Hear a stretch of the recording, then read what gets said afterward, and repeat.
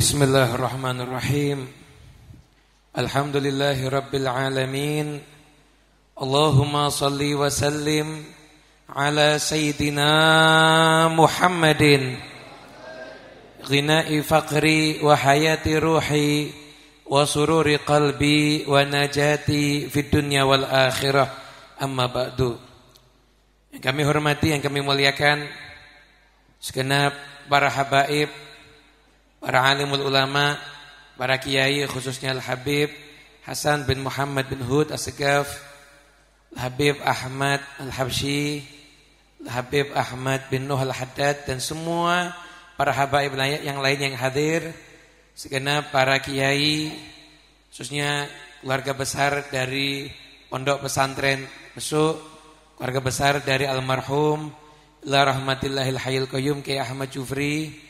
Semuanya yang hadir tidak saya sebutkan satu persatu tanpa mengurangi rasa hormat kami. Semoga insyaallah para habaib kita, para kiai kita, Allah berikan panjang umur, bisa membimbing kita semuanya di jalan yang benar, di jalan yang sesuai dengan manhajnya auliya Allah wassalihin, di jalan yang di situ kita akan mendapatkan keridhaan Allah dan syafaat Rasulullah sallallahu alaihi wasallam. Amin ya rabbal alamin. Hadirin yang dimuliakan Allah Subhanahu wa taala, alhamdulillah ini saya termasuk diuntungkan karena sudah dapat sumbangan tema. Jadi tidak usah bingung mau ngomong apa, sudah dapat sumbangan tema dari Habib Ahmad Al-Haddad, tinggal melanjut. Yaitu tema tentang shalawat kepada Nabi Muhammad sallallahu alaihi wasallam. Saya sempat iseng semalam itu buka aplikasi. Karena kalau mau buka kitab, terus terang koleksi kitab saya nggak sebanyak kiai-kiai yang ada di sini. Tapi kalau koleksi aplikasi kitab, insya Allah saya lebih banyak. Ada satu aplikasi yang baru di HP, mesti asik-asiknya. Tapi kalau Anda mau download harus bayar soalnya. Makanya jarang ada yang download. Itu saya iseng-iseng di kumpulan hadis, itu mencari hadis tentang Thoriqul Jannah, jalan menuju surga. Kalau kunci surga kan kita udah punya ya. Miftahul Jannah la ilaha illallah. Kuncinya surga itu kalimat tauhid la ilaha illallah. Jadi yang bisa masuk surga cuma yang punya kunci. Cuma yang punya kunci. Lah kalau enggak punya kunci tidak akan masuk surga. Makanya Abu Bakar As-Siddiq, sekalipun beliau seorang Abu Bakar As-Siddiq, manusia termulia di umat ini, tapi ketika ibunya enggak mau masuk ke dalam agama Islam, didoakan mati-matian biar mau masuk Islam. Kenapa? Tahu, sekalipun ibunya sahabat loh, enggak masuk surga. Abu Hurairah sahabat yang luar biasa. Ibunya belum mau masuk Islam, didoakan. Dimintakan doa sama Kanjeng Nabi. Kenapa? Tahu. Sekalipun ibunya Abu Hurairah, kalau enggak masuk Islam juga tidak akan masuk ke dalam surga. Sama, Anda jangan bingung. Kalau ada orang enggak masuk Islam tapi bangun masjid, enggak akan masuk surga. Lebih mulia Anda, walaupun enggak punya duit untuk bangun masjid, tapi Anda punya kesempatan untuk bisa memakmurkan masjid. Yang bisa masuk surga itu cuma yang bersaksi tiada Tuhan selain Allah. Yang menganggap ada Tuhan selain Allah, maka dia tidak bisa masuk surga. Ini kunci. Jadi kalau Anda mau pergi, mau naik pesawat, ini boarding pass. Namanya boarding pass, tiketnya. Tapi kalau Anda enggak jalan sampai ke Juanda, enggak mungkin naik pesawat. Kenapa? Karena tidak mungkin pesawat Garuda, sekalipun pesawatnya Garuda mau jemput ke Besuk itu tidak mungkin. Enggak pernah ada ceritanya. Anda mau naik pesawat Garuda yang bisnis kelas, yang paling top, yang paling bagus, ya tetap harus berangkat. Anda harus menempuh jalan untuk sampai ke Bandara Juanda, tempat di sana ada pesawat Garuda. Begitu. Dan jadinya mau masuk surga, kuncinya punya, tapi jalannya harus tahu. Jalannya harus tahu. Nah, jalan yang pertama itu sholawat. Ada satu hadis Nabi Muhammad sallallahu alaihi wasallam bersabda, "Man nasiya sholata alayya khati'a tariqal jannah." Barang siapa yang lupa sholawat kepadaku, maka jalannya ke surga salah. Jalannya ke surga salah. Dia mau menuju ke arah Juanda, ternyata malah ke arah Probolinggo. Itu masih kesel, enggak sampai. Lah orang yang lupa sholawat, itu juga dia enggak akan bisa sampai ke surga. Tentunya lupa yang bagaimana? Kalau cuma sekedar lupa, mohon maaf, kita ini potongan lupa. Untung masih ada maulid, diingatkan kita semuanya untuk sholawat kepada Nabi Muhammad sallallahu alaihi. Tapi kalau sekedar lupa biasa, wah kita termasuk potongan lupa. Termasuk yang megang mic juga potongan lupa soalnya. Jujur-jujuran ini. Terus gimana? Lupa itu sengaja disebutkan namanya Kanjeng Nabi Muhammad, tidak mau sholawat. Sengaja disebutkan namanya Nabi Muhammad, gak mau sholawat. Atau ketika ada sholawat, sholawat Nabi Muhammad, sengaja memang gak mau. Sengaja, gak seneng sama sholawat. Lah ini yang termasuk dikatakan dia lupa sama sholawat. Lupa sama pentingnya sholawat, berarti dia adalah orang yang salah jalur untuk menuju ke dalam surga. Jalurnya berlawanan. Makanya ada hikmah. Kenapa sih kalau disebut nama Nabi kok kita disuruh sholawat? Disebut nama Nabi suruh sholawat, itu kan susah. Kita sering dengar nama Nabi Muhammad. Yang sholawat cuma berapa persen, ya kan? Kenapa kalau orang itu disebut nama Nabi kok disuruh sholawat? Kenapa? Perintahnya bukan sekedar sholawatnya. Tidak mungkin ingat sholawat ketika disebut nama Nabi Muhammad, kecuali orang itu harus cinta. Jadi orang itu harus cinta. Makanya kalau udah cinta, baru ada getaran hati ketika disebut namanya Nabi Muhammad SAW. Nah, sekarang pertanyaannya ini kalau nerangkan ini agak repot dikit. Pertanyaan dulu ini biar bisa jelas keterangannya. Ngapunten, jenengan pernah jatuh cinta? Bingung. Pernah jatuh cinta?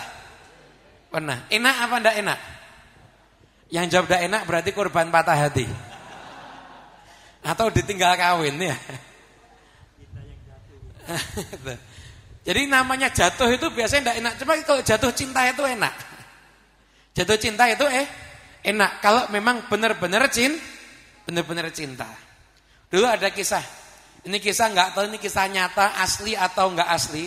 Saya sebutkan dulu sebelum nanti dikoreksi, takut saya ini. Ini kisah Abu Nuwas. Abu Nuwas itu kan di Indonesia terkenal tokoh bijak Abu Nawas. Tapi kalau dalam ahli sastra Arab ini ada khilaf. Ada yang bilang termasuk katanya orang-orang fasik Abu Nawas. Walhasil kita fokus ke intinya aja. Ada raja punya anak. Anak raja ini sakit. Dibawa ke dokter mana-mana enggak sembuh-sembuh. Dikasih obat enggak sembuh. Satu apotek dimakan semua obatnya enggak sembuh. Disuntik enggak sembuh. Dari suntikan yang model jarum kecil sampai suntik yang gedenya kayak baygon. Dijos enggak sembuh tetap. Akhirnya angkat tangan raja bilang, ini katanya orang-orang sekitar ini enggak ada yang bisa nyembuhkan kecuali mungkin Abu Nawas. Nawas terkenal orangnya cerdik. Masa? Iya, coba aja panggil. Dipanggil, setelah itu tanya sama raja, ini sakitnya apa? Enggak jelas. Udah minum obat? Sudah. Disuntik? Sudah. Sampai yang gede kayak baygon juga sudah. Jos-josan suntikannya sudah ini. Oh ya udah. Sebelum sakit, aktivitas yang dilakukan apa? Pergi jalan-jalan. Pulang sakit. Oh ya udah. Tolong suruh orang yang tahu sebutkan semua nama kampung yang ada di kerajaan ini. Sebutkan semua nama kampung yang ada di kerajaan ini. Ada yang tahu? Ada, apal. Mungkin mungkin ya, karena mungkin Mendagrinya mungkin ya. Menteri dalam negerinya. Mungkin. Kamu siap nyebutkan? Siap. Nah, waktu nyebutkan Abu Nawas katanya ceritakan orangnya agak pendek, itu naik ke kasur, telinganya ditempelkan di jantungnya nih pangeran tadi nih. Sebutkan nama kampung. Sukamandi, Sukamiskin, Sukatani, Sukakaya, baru itu dekat. Wah ini problemnya ada di sini berarti. Dia jalan-jalan, problemnya ada di kampung Sukakaya. Ya pakai kampung Sukakaya ben kabeh sugih insyaallah. Amin Allahumma amin. Yang enggak jawab amin berarti bakat kiri. Hadirin yang dimuliakan Allah Subhanahu wa taala. Nanya lagi raja. Sudah nikah? Belum nikah. Nah, berarti coba cari data perempuan yang bisa dinikahi. Jadi kalau wis tuwek ya aja, bayi jangan, istrinya orang juga jangan. Ini perempuan yang bisa dinikahi. Karena zaman sekarang ini ya mohon maaf ya sering dapat pertanyaan agak aneh-aneh. Saya tuh pernah pengajian ditanya, Habib, bagaimana hukumnya mencintai suami orang? Itu kan jawabannya Bapak kan pronya ya semoga saja halal ya. Akhirnya dicari nama perempuan yang ada di sana satu persatu didata. Persatu didata sampai pada bagian nama Siti Markona. Umpama ini kalau ada kesamaan nama nggih nyun ngapunten. Siti Markona duduk. Wah, ini. Berarti obatnya ini Siti Markona. Akhirnya enggak usah kasih obat, cukup dibisi ija wis. Kamu siap-siap mandi bentar lagi ngelamar Siti Markona. Langsung pangerannya sembuh. Jadi ternyata pangeran ini terkena penyakit bukan malaria, malarindu ternyata. Karena akibat dari jatuh cinta. Jadi jatuh cinta enak apa enggak enak? Tetap sepakat enggak enak ya. Lah, jadi orang yang cinta itu disebutkan nama yang dicintai ada getaran hati. Lah kita disuruh cinta. Suruh belajar, suruh mengenal. Mengenal al-jamal. Orang itu bisa mencintai asbabul mahabbah thalathah. Sebab cinta itu ada 3. Al-jamal, wal kamal, wan nawal. Ada orang mencintai karena keindahan. Ada orang mencintai karena kesempurnaan karakter, watak, sifat. Ada yang mencintai karena an-nawal, karena jasanya. Lah alhamdulillah Allah itu memerintahkan kita mencintai Nabi Muhammad. Dan memang Nabi Muhammad itu dibuat untuk semudah mungkin untuk dicintai. Anda kalau bahas fisiknya Nabi Muhammad gak ada yang lebih indah. Paling indah fisiknya Nabi Muhammad. Wajahnya paling indah. Wajah Nabi itu bisa merubah iman. Bisa merubah iman. Berapa banyak seseorang yang dulu gak beriman ketika memandang wajah Nabi jadi beriman? Banyak. Walaupun ada sudah memandang gak beriman juga banyak. Tapi wajah Nabi bagi orang-orang tertentu bisa merubah keimanannya. Makanya ada satu riwayat hadis yang disebutkan dalam kitab Al-Qirtas, inna lillahi abdan man nadhara ilaihim sa'ida sa'adatan la yashqa ba'daha abada. Sesungguhnya Allah itu punya hamba pilihan. Itu kalau orang memandang hamba itu satu kali, itu langsung berubah dari mungkin aslinya orang yang syaki celaka, berubah jadi orang yang beruntung dan tidak akan celaka lagi selamanya. Hanya karena memandang. Hanya karena memandang. Lah terus gimana kalau yang dipandang Nabi Muhammad SAW? Tapi tidak semua orang yang memandang dengan ta'zim itulah yang mendapatkan berkah. Nabi itu dipandang berkah. Ada dulu seorang penyair. Penyair ini dibayar ketika itu sama orang-orang Quraisy, dibayar mahal. Dulu tuh kalau saran ini kan alat pencitraan media. Anda sekalipun jadi orang zalim, kalau Anda punya media, Anda bisa siarkan kemana-mana kalau Anda itu orang baik. Alat pencitraan. Dulu alat pencitraan itu penyair. Kalau ada orang jelek, tapi orang itu dipuji dengan syair yang indah, sekalipun jelek kelihatan bagus, ganteng. Alat pencitraan itu penyair. Akhirnya orang bingung, ini Muhammad ini harus kita habisi dakwahnya ini, nggak bisa terus-terusan begini. Gimana? Jatuh ke najak namanya. Gimana? Bayar penyair. Cari penyair yang paling mahal. Datangi sana kafir Quraisy, kamu jadi penyair paling mahal berapa? Kita siap bayar di atasnya. Dengan catatan kamu harus membuat syair yang mencaci maki seseorang di tempat kami yang mengaku nabi, dia bernama Muhammad. Orang tadi, siap penyair bayaran, wani piro. Ada duit siap, nggak ada masalah. Yang penting saya lihat dulu orangnya. Orang kafir, waduh, jangan pakai lihat kalau bisa. Jangan pakai lihat kalau bisa. Harus bisa lihat, nanti saya akan cari kekurangannya. Ya udah boleh, tapi dari jauh. Kenapa dari jauh? Dari jauh nunggu. Lewat, ini Muhammad, bukan ini. Lalu, ini Muhammad mesti ya. Bukan ini. Enggak lama Nabi Muhammad lewat. Ini Muhammad.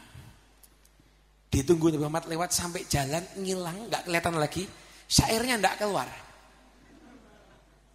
Mana syairnya? Mohon maaf, tawaran tidak jadi saya terima. Tawaran saya tolak. Lah kenapa? Justru dijawab pakai syair memuji Nabi Muhammad. Lamma ra'aitu anwarahu sata'at wadha'tu min khifatil kaffi ala basari. Khaufan ala basari min husni suratihi falastu anduruhu illa ala qadari. Ketika aku menyaksikan, yang aku saksikan cahaya menjulang tinggi ke langit. Aku sampai-sampai meletakkan ke telapak tanganku menutupi mataku. Aku takut mataku silau karena keindahannya. Dan aku gak bisa menyaksikannya kecuali hanya sedikit saja. Berubah, malah akhirnya masuk ke dalam agama Islam. Memandang wajah Nabi Muhammad. Pertanyaannya, Anda kalau lihat, ini kan zaman orang seneng medsos. Ada orang upload foto pemandangan yang indah di Instagram, di Facebook, di mana-mana. Anda kan kepengen lihat ke sana ya. Lah sekarang keindahan yang ada di dunia ini tidak ada apa-apanya dibandingkan dengan keindahan wajah Nabi Muhammad. Pernahkah kita berkeinginan, ya Allah, semoga malam ini kami bisa memandang wajah Nabi Muhammad? Udah ada cita-cita atau belum? Kalau Anda nunggu pengen pemandangan lihat segitiga Bermuda, dan pemandangan lihat Menara Eiffel, pemandangan lihat yang lain-lain, lihat masa daerah-daerah macam-macam, Bali, Lombok, itu bayar pakai duit. Orang kaya bisa. Tapi memandang wajah Nabi Muhammad, gak kaya, gak miskin, yang pantas yang bisa. Pertanyaannya, adakah sudah usaha untuk memantaskan diri kita biar bisa memandang wajah Nabi Muhammad?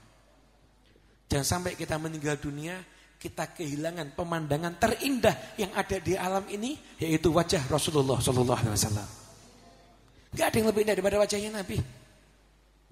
Al-Kamal, kesempurnaan, paling sempurna Rasulullah. Kesempurnaannya tiada batas. Paling sempurna itu Rasulullah. Akhlaknya sempurna. Kepemimpinannya sempurna. Nabi itu memang pantas jadi uswatun hasanah, luar biasa. Semuanya itu ditiru cocok. Kenapa? Mesti sukses. Jadi panglima perang sukses.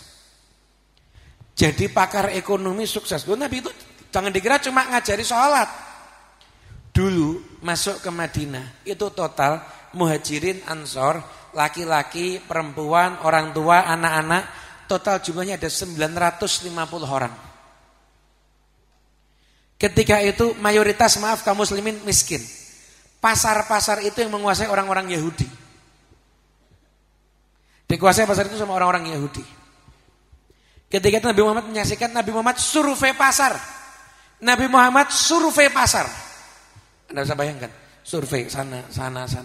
Wah, ternyata pasarnya ini tidak menguntungkan. Banyak sistem monopoli, sistem riba dan lain sebagainya. Udah kita buat pasar sendiri. Kamu Fulan bin Fulan, kamu biasa berkebun, kamu berkebun. Kamu Abu Bakar pergi ke Busra ambil barang. Yang Fulan pergi ke Bahrain, pergi ke sini ambil barang, buat pasar sendiri. Buat pasar sendiri, begitu kaum muslimin buat pasar, Nabi ngajarin. Semua wajib belanja di pasarnya orang Islam, kecuali Abdurrahman bin Auf boleh belanja di pasarnya orang Yahudi. Kenapa? Ngerti ekonomi yang ini. Biar bisa ngobrak-ngabrik yang sana. Belanja sana enggak apa-apa. Yang lain belanja di sini. Sebentar orang Yahudi pindah ke pasarnya kaum muslimin. Pindah belanja di pasarnya kaum muslimin. Yang ngatur ekonominya Rasulullah SAW. Sampai akhirnya yang megang perekonomian Madinah, yang kaya-kaya itu kaum muslimin semuanya. Kaum muslimin semuanya kaya. Nabi Muhammad tetap tidak mau kaya. Bukan nggak bisa kaya ya, tidak mau kaya. Kenapa? Suri toladan buat umat Nabi yang miskin agar punya contoh. Nabi itu kadang-kadang meninggalkan ibadah yang ideal demi karena umatnya. Nabi kan pengen sebenarnya pakai siwak itu wajib harusnya. Tapi kesian biar enggak memberatkan ditinggalkan sama Nabi. Kenapa? Karena rahmat kepada umat. Nabi Muhammad berangkat hijrah. Itu yang namanya Sayyidina Abu Bakar As-Siddiq. Coba Nabi Muhammad berangkat hijrah yang namanya Sayyidina Umar sama Sayyidina Hamzah. Ada yang ganggu apa enggak? Enggak ada. Sayyidina Umar itu mau berangkat hijrah. Itu loh zaman sekarang upload status dulu, posting status dulu. Saya mau hijrah. Pengumuman, saya mau hijrah. Silahkan. Yang gak kepengen saya hijrah, saya tunggu di balik bukit ini. Resiko istri jadi janda, anak jadi yatim. Ditunggu Sayyidina Umar, satu pun gak ada yang berangkat ternyata. Itu kalau Nabi Muhammad berangkat hijrah, depan Sayyidina Umar, belakang Sayyidina Hamzah, jalan bareng. Ada yang berani ganggu apa enggak? Satu pun tidak ada yang ganggu. Yang diajak Sayyidina Abu Bakar As-Siddiq. Berangkatnya sembunyi hikmahnya apa? Biar umat Nabi Muhammad yang masih penakut dapat dalil. Nabi ajak sembunyi-sembunyi kok saya juga sembunyi-sembunyi juga. Gitu. Karena perhatian kepada umatnya. Rasulullah SAW masuk ke rumah. Ada makanan apa? Enggak ada. Kalau gitu saya mau berpuasa. Jenengan mungkin pulang kerja masuk ke rumahnya, Bu, atau istri, atau Mbak, atau you, atau sapa manggil apa tak karepmu. Ada makanan apa? Enggak ada makanan apa-apa. Anda ngamuk bisa.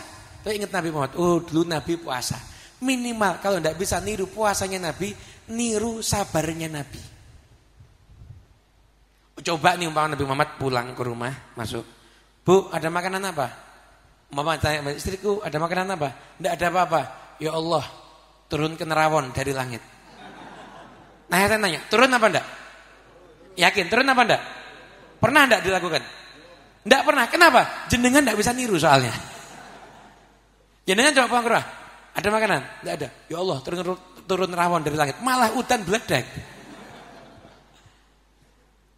Nabi itu udah dibuat seideal mungkin, semuanya diatur. Tidak ada satupun perbuatan Nabi Muhammad kecuali kata Imam Ghazali ada wazn, qanun, tertib. Ucapan baik akwal, af'al, takrir, udah diatur semuanya. Jadi tidak ada yang sia-sia, itu enggak ada ucapannya Rasulullah. Perbuatannya tidak ada yang sia-sia, pasti ada hikmahnya. Kayak Abdullah bin Umar itu sampai kalau jalan baru jalan leren. Kenapa? Dulu aku jalan sama Nabi, leretnya di sini, saya juga ikut leren di sini. Pasti ada hikmahnya. Jalan di satu tempat dipercepat jalannya. Kenapa dipercepat? Di sini tempat turunnya bala, makanya dipercepat jalannya. Enggak ada yang sia-sia, enggak ada yang apa yang istilahnya yang enggak manfaat yang dilakukan oleh Rasulullah SAW. Kamal, bagian kesempurnaannya Rasulullah. Dan ada an-nawal itu jasanya Nabi untuk umatnya.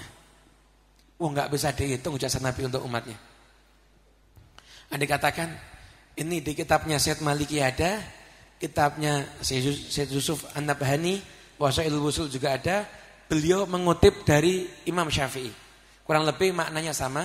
Syuhudu fadli Rasulillah fi kulli ni'matin yashhaduhal muslim amrun wajib. Kita tuh menyaksikan adanya jasa Rasulullah di setiap nikmat yang kita dapatkan, itu hukumnya wajib. Karena tidak ada satu nikmat pun yang kita dapatkan dalam kehidupan kita kecuali di situ ada peranan Nabi Muhammad SAW. Kita ini harusnya kalau lihat umat terdahulu, itu kalau berbuat dosa satu, besok pagi ditulis di depan rumahnya, fulan bin fulan dosanya begini, kafarohnya begini. Fulan bin fulan umpama tadi malam nginceng orang adus.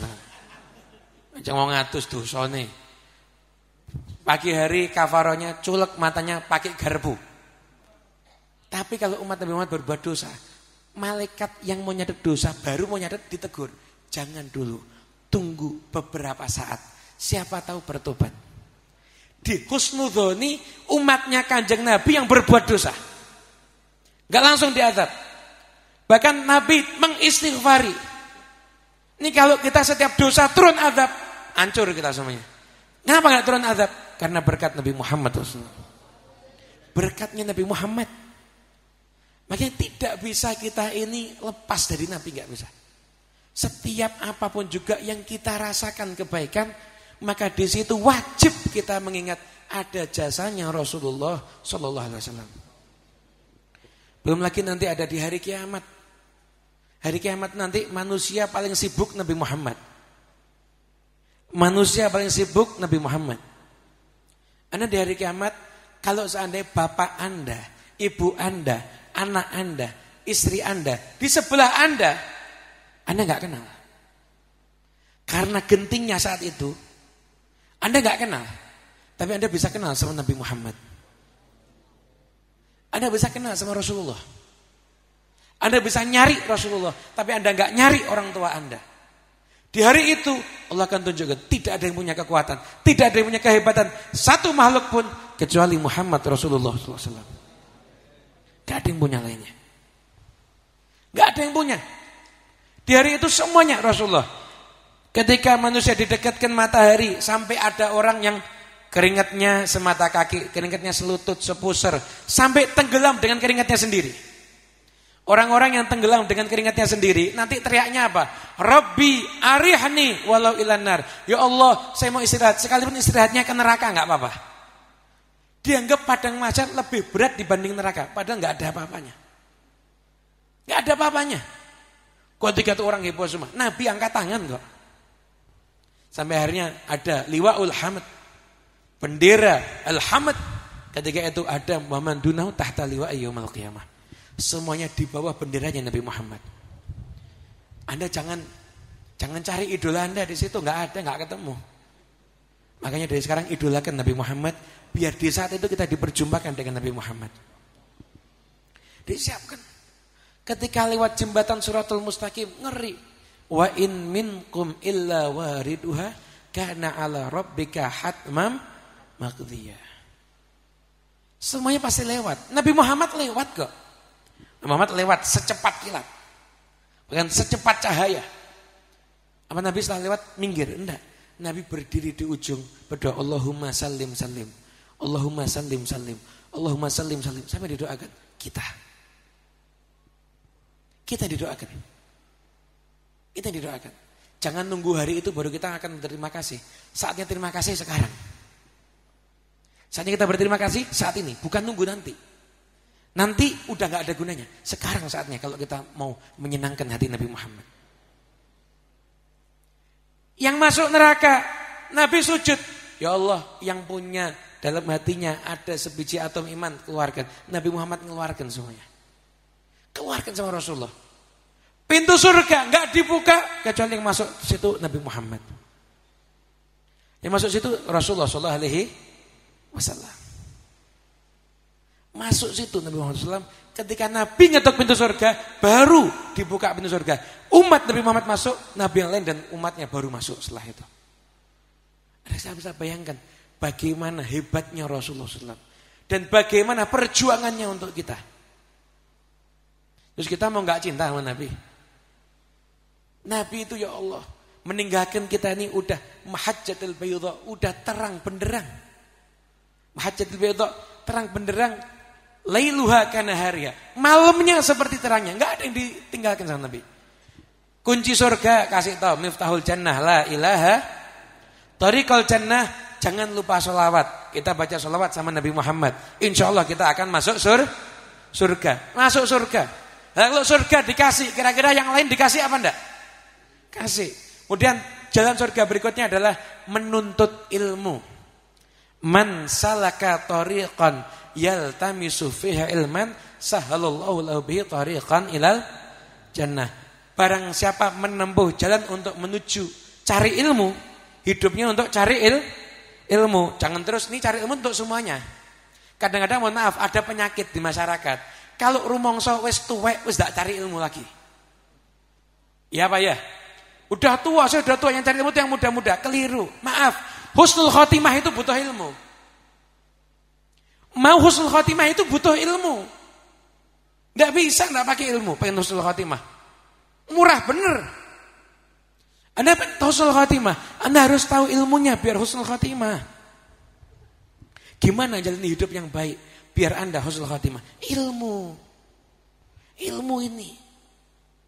Nah kita kalau mau menyenangkan hati Nabi Muhammad, ayo kita semuanya sekarang sholawat. Tapi sholawat kita diperindah. Dengan cara apa? Dengan cara kita hiasi hati kita dengan mencintai Rasulullah Sallallahu Alaihi Wasallam. Hiasi hati kita mencintai Nabi. Jangan sampai kita nggak cinta sama Nabi.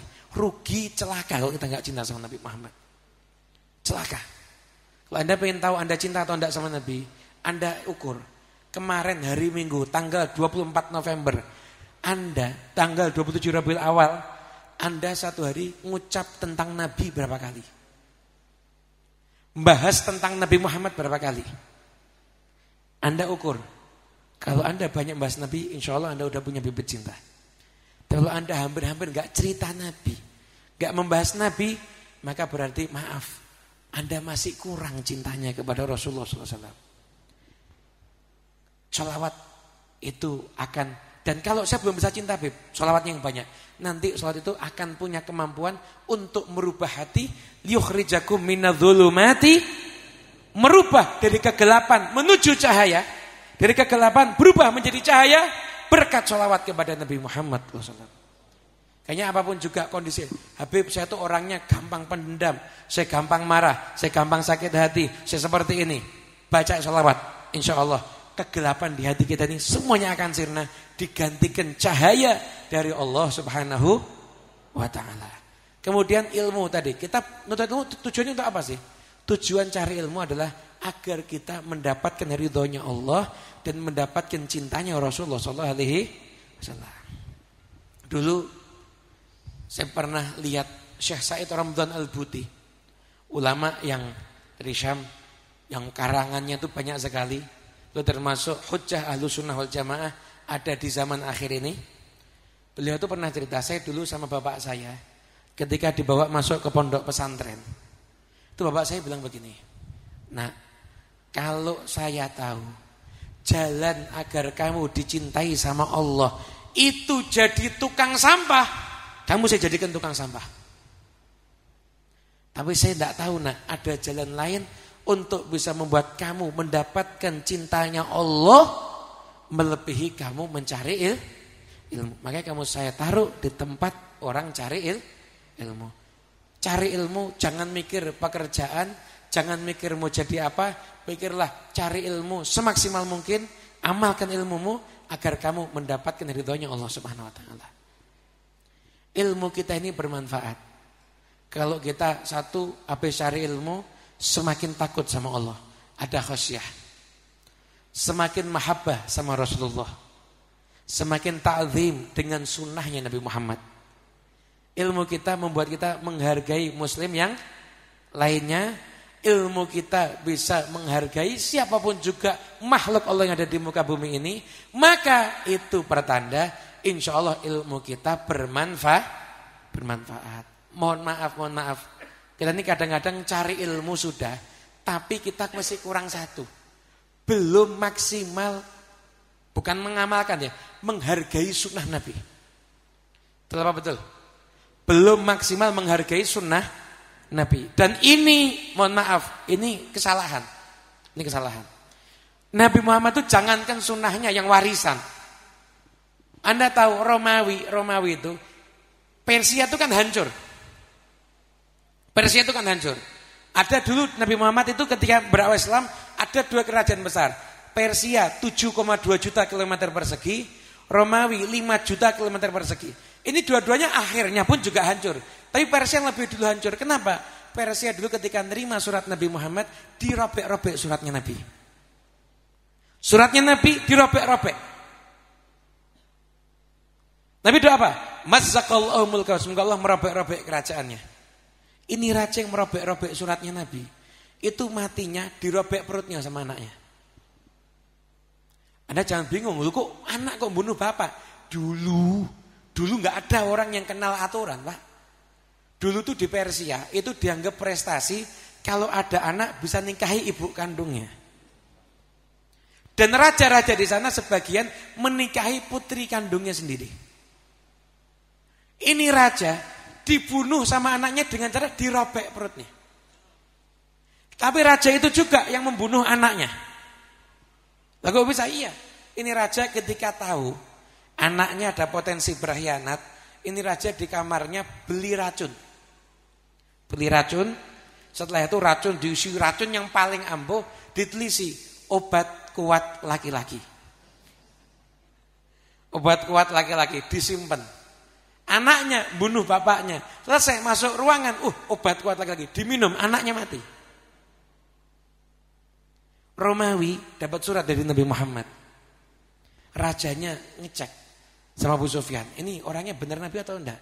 Tanya pengikutnya orang kaya kuat atau orang lemah, bapaknya raja atau tidak, tanya detail. Pengen masuk Islam, kumpulkan semua kabinetnya. Kabinet Romawi maju, kumpul semuanya sudah. Kumpulkan semuanya, ini ada surat. Ini ada surat dari Nabi yang ada di Arab, bagaimana kalau kita semuanya ikut kepada Nabi ini, kita masuk Islam. Marah semuanya.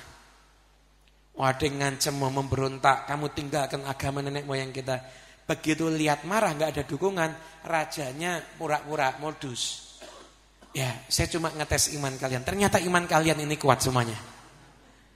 Tapi surat itu disimpan. Dalam kitab Marqatul Mafatih, Romawi itu eksis sampai sekian lama. Ada salah satu dari ba'dhu mulukil Arab datang ke Romawi nanya, kok bisa kerajaan kamu kok eksis? Apa rahasianya? Ditunjuki, ada satu kotak, dibuka satu surat, qad zala aktsaru hurufi. Hurufnya udah banyak yang hilang. Surat ini kata raja-raja terdahulu selama ini dijaga, maka selamanya kita akan tetap eksis. Apa? Suratnya Nabi Muhammad SAW. Nah, pertanyaannya sebagai penutup untuk ceramah di siang hari ini, karena sebentar lagi masuk waktu zuhur dan Anda juga wajah kelaparan. Wajah kelaparan kelihatan memang. Gini, perhatikan ini. Kita ini dapat suratnya Nabi, lebih daripada suratnya Nabi. Kita ini dapat lebih daripada suratnya Rasulullah. Apa? Yang kita dapat warisan ilmu ajaran dari Nabi Muhammad SAW. Tergantung kita. Ini ajaran mau kita simpen rapi atau mau kita robek-robek. Maaf, ini enggak butuh pengakuan lisan, tapi pengakuan perbuatan. Loh, kadang-kadang saya tuh pengajian nerangkan tentang Nabi. Tengah-tengah pengajian ada yang minum pakai tangan kiri. Ada apa ada? Yang hadir pengajian kadang kalau tanya motong kuku gimana? Yang penting dipotong gitu aja. Yang penting potong, enggak mikir motong kuku cara Nabi gimana. Padahal dengan kita ngikuti sunnah berkahnya luar biasa. Ada enggak usah mikir, ini sunnah gaya apa? Enggak usah mikir. Enggak usah mikir, ini sunnah buat apa? Enggak usah Anda pikir. Anda lakukan, Anda berkah. Imam Ahmad bin Hanbal ini ada dalam kitab Asy-Syifa Qadhiyat. Itu ketika bareng-bareng memasuk ke pemandian air panas, kolam renang air panas begitu. Yang lainnya ucul-uculan sudah. Mungkin auratnya kebuka. Imam Ahmad bin Hanbal enggak, ingat sabda Nabi. Barang siapa beriman kepada Allah dan hari akhir tidak akan masuk ke hammam pemandian air panas kecuali bil mizar, dengan sarung. Ada pakai sarung nutupi pusar sampai lutut. Malam harinya mimpi dengar suara, "Absyir ya Ahmad. Kabar gembira wahai Ahmad, engkau diampuni dosanya sama Allah. Dosamu diampuni semuanya sama Allah. Kenapa? Karena kamu ngikuti sunnahnya Nabi Muhammad." Tanya, "Lah kamu siapa?" "Man qail?" "Ana Jibril." Saya Jibril. Mimpi dengar suaranya malaikat Jibril. Kenapa? Ngamalkan sunnah Nabi sepele. Lah kita ini enggak tahu. Ada sunnah Nabi yang mungkin mendatangkan berkah dalam kehidupan kita. Masuk rumah ucapkan salam, ingat ini sunnah Nabi Muhammad. Keluar rumah kaki kiri.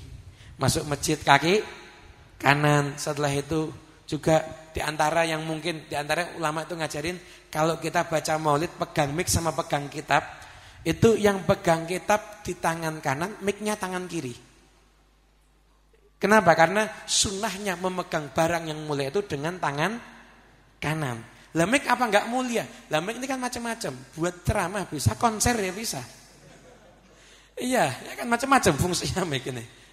Jadi dengan tangan kanan, amalkan sunnah Nabi sekecil apapun juga, Anda akan jadikan hidup Anda penuh berkah. Dan jangan sampai sunnah Nabi dirobek-robek. Kita enggak ngamalkan sunnah Nabi itu udah, ya udah, mungkin satu hal yang tidak tepat. Apalagi sampai menghina sunnahnya Nabi, jauh udah. Enggak mungkin punya kedudukan di sisi Rasulullah SAW. Dalam syarah Sulaimut Taufik itu juga ada kisah orang menghina sunnah Nabi. Kamu lihat santri bawa kitab loh. Kamu kalau jalan pelan-pelan nanti sayapnya malaikatnya bisa patah. Kan kalau orang ngaji kan jalan di sayapnya para malaikat. Maksudnya menghina, membuli. Sore harinya orang itu kakinya patah dan enggak sembuh lagi. Karena su'ul adab dengan sunnahnya Nabi Muhammad SAW. Semoga majelis ini dinikmati yang penuh dengan berkah. Allah tanamkan dalam hati kita cinta kepada Rasulullah. Semua yang hadir di tempat ini semoga mendapatkan keberkahan dalam hidupnya. Allah turunkan inayah, barokah, mahabbah, khasyah, yakin dalam hati kita semuanya. Allah jadikan kita semuanya umat yang dicintai sama Nabi Muhammad. Dan semoga kita semua insyaallah menjalani kehidupan ini panjang umur, sehat afiat untuk para habaib kita, para kiai kita, para guru kita. Semoga Allah panjangkan usianya, masihah wal afiyah fi taatillah, bisa membimbing kita ke jalan yang benar. Dan semoga pondok ini Allah jadikan pondok yang berkah. Semoga dari pondok ini keluar orang-orang yang akan bisa membawa ajarannya Nabi Muhammad, keluar santri-santri kebanggaan Rasulullah. Semoga ajaran Ahlus Sunnah wal Jamaah akan berkembang daripada pondok ini, dan semoga insyaallah dari pondok ini muncul pecinta-pecinta Nabi Muhammad SAW. Ya Rabbi Allah, pandanglah kami semua yang ada di tempat ini dengan pandangan yang menghilangkan semua keburukan kami, menghilangkan semua kesesatan kami, menghilangkan semua penyakit hati kami. Ya Rabbi Allah, semoga setelah hari ini mata kami enggak lagi bermaksiat, telinga kami enggak lagi bermaksiat, lisan kami enggak lagi bermaksiat. Ya Rabbi Allah, jadikanlah kami semua tidak bangkit dari tempat ini, melainkan Kau telah kabulkan semua hajat kami. Kau telah jadikan kami semuanya orang-orang yang telah mendapatkan pengampunan dosa. Kau jadikan kami semuanya adalah orang-orang yang hatinya suci. Kau jadikan kami semuanya adalah orang yang mendapatkan anugerah-Mu. Ya Rabbi Allah, panjangkan usia kami dalam ketaatan, kesehatan. Jadikan kami pantas untuk bermimpi berjumpa dengan Nabi Muhammad, dan jadikan kami orang yang bisa mengucapkan akhir kalimat kami adalah kalimat tauhid la ilaha illallah, dan kami meninggal dalam keadaan husnul khatimah. Wassallallahu ala sayyidina Muhammadin sallallahu alaihi wasallam. Al-Fatihah.